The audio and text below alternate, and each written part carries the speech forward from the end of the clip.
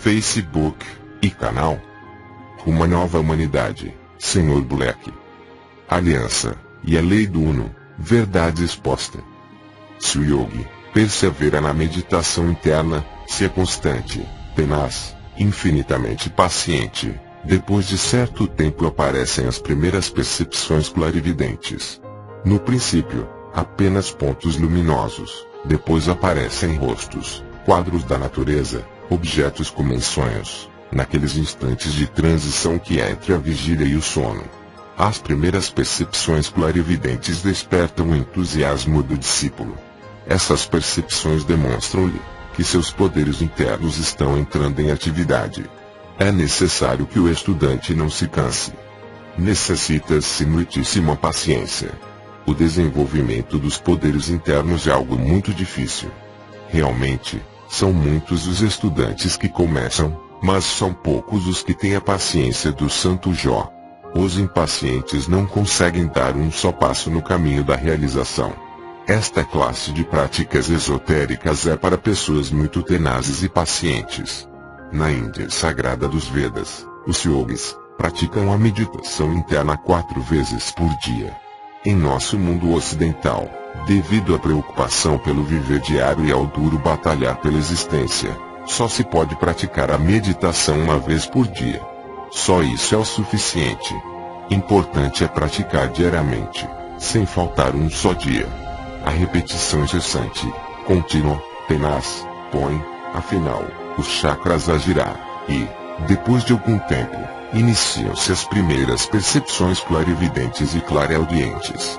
As manchas luminosas, os quadros de luz, as figuras vivas, o soar de sinos, as vozes de pessoas ou de animais, etc., indicam com segurança que o estudante está progredindo no desenvolvimento dos seus poderes internos.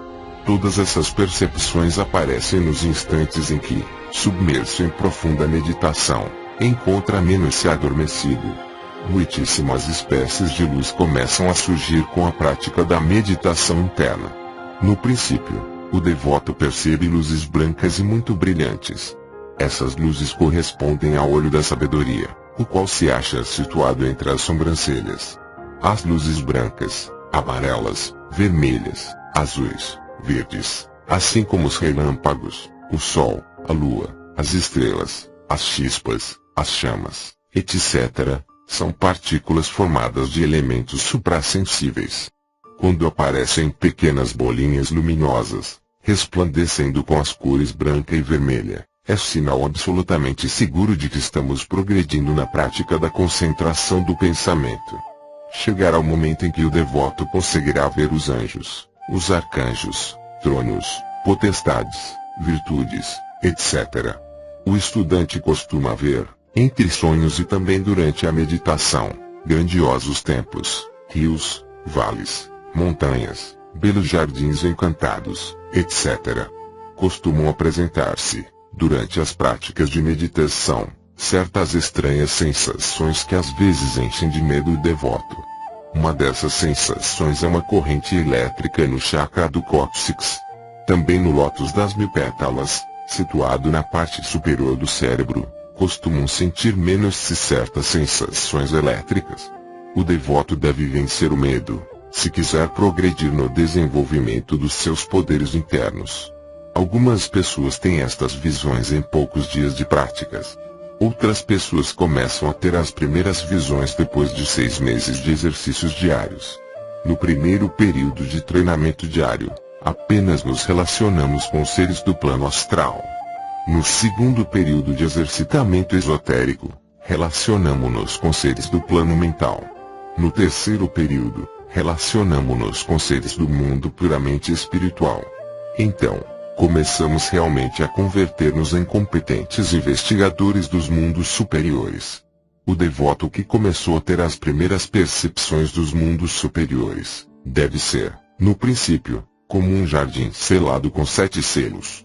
Aqueles que andam contando aos outros tudo o que veem ou ouvem, fracassam nesses estudos, pois as portas dos mundos superiores se fecham para eles. Um dos perigos mais graves que assalta o devoto é a vaidade. Muitos estudantes se enchem de vaidade e orgulho. quando começam a perceber a realidade dos mundos suprassensíveis, e então se qualificam de mestres.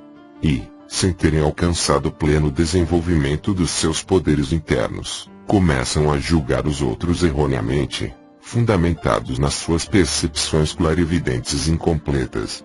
O resultado desse proceder equivocado é que o devoto lança então muito karma em suas costas, porque se converte em caluniador do próximo, e enche o mundo de lágrimas e de dor.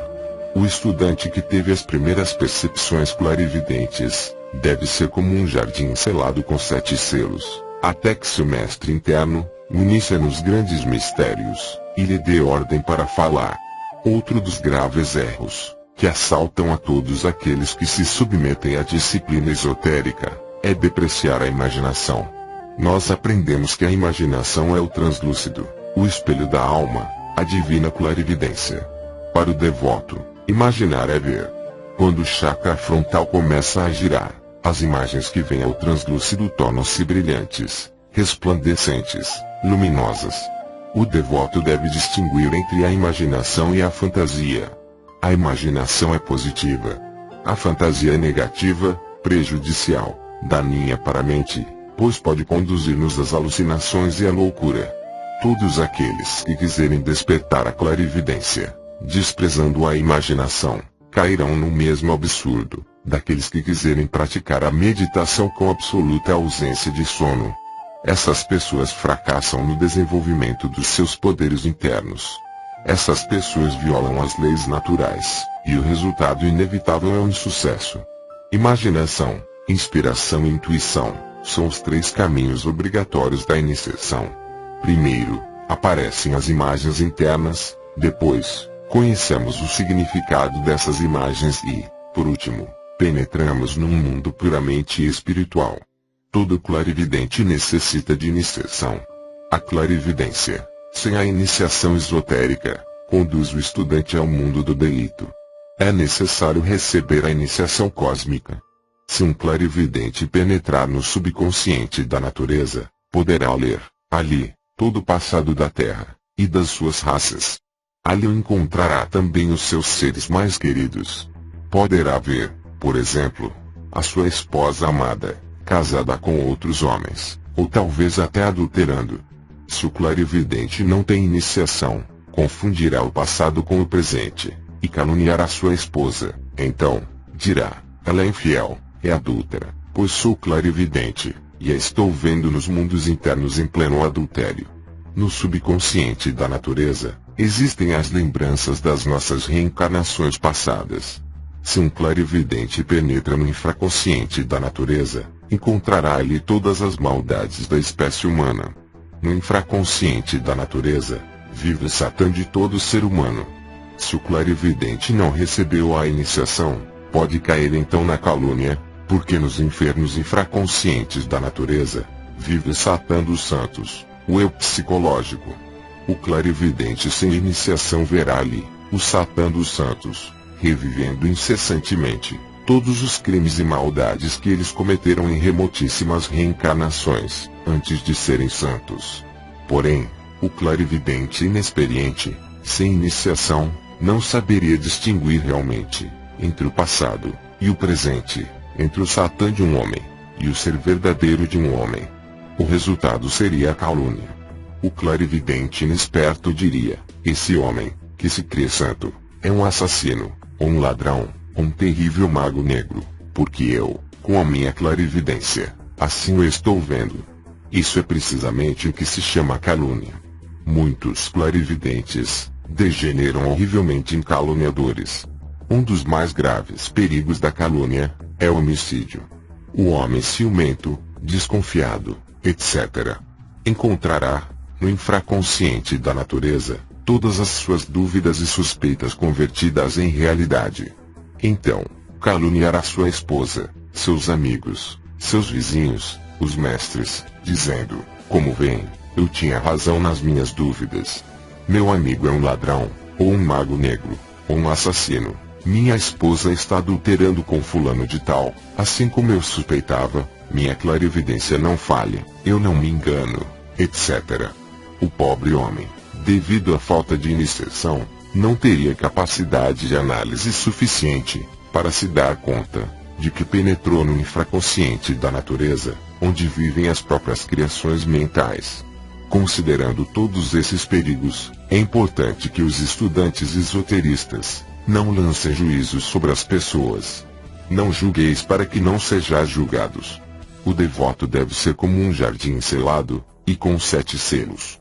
Aquele que já tem as primeiras percepções clarividentes e clareaudientes, e ainda um clarividente inexperto e, se não souber calar, converter-se-á em um caluniador das pessoas. Só os grandes iniciados clarividentes não se equivocam. Rama, Krishna, Buda, Jesus Cristo, Hermes, etc., foram verdadeiros clarividentes infalíveis, oniscientes.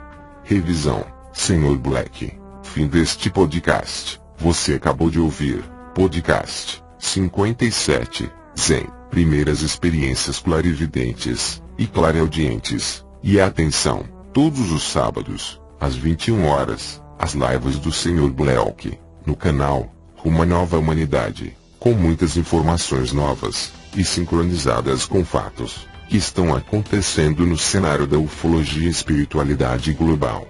Material complementar a esse podcast, com textos, imagens, vídeos, links com artigos complementares e outras fontes, vocês encontrarão em nossa página no Facebook, link na descrição deste vídeo. Acesse e curta a nossa página para receber as novas publicações, e não esqueça de ativar as notificações desse canal, clicando no sininho.